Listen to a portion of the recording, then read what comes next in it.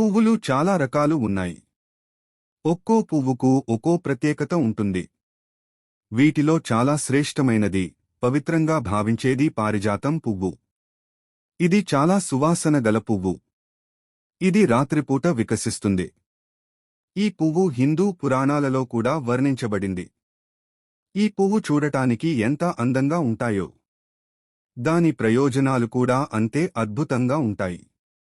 ఈ మొక్క ఆరోగ్య దృక్కోణం నుండి అనేక ప్రయోజనాలను కలిగి ఉంది. ఈ పువ్వులతో ఎన్నో సమస్యల నుండి బయటపడవచ్చట. ఈ పువ్వుల ప్రత్యేకత ఏంటి? ఏ సమస్యల నుండి బయటపడవచ్చు తెలుసుకుంటే.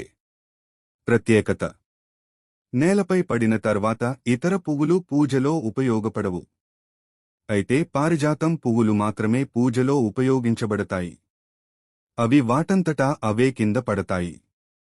మత విశ్వాసాల ప్రకారం పారిజాతం మొక్క సముద్ర మథనం సమయంలో ఉద్భవించిందని, ఆ తర్వాత ఇంద్రుడు దానిని స్వర్గంలో స్థాపించాడని చెబుతారు.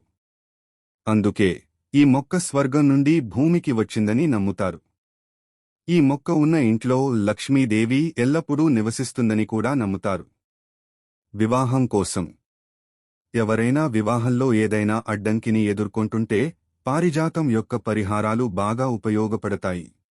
మంగళవారం నాడు పారిజాతం పువ్వులను నారింజ రంగు వస్త్రంలో పసుపు ముడివేసి దేవుడి గదిలో గౌరీదేవి చిత్రం లేదా విగ్రహం ముందు ఉంచాలి.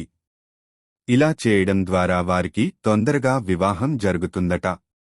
ఆర్థిక స్థితికి: ఎవరైనా డబ్బు సంబంధిత సమస్యలను ఎదుర్కొంటున్నట్లయితే పారిజాత నివారణ వారికి ఉపయోగపడుతుంది.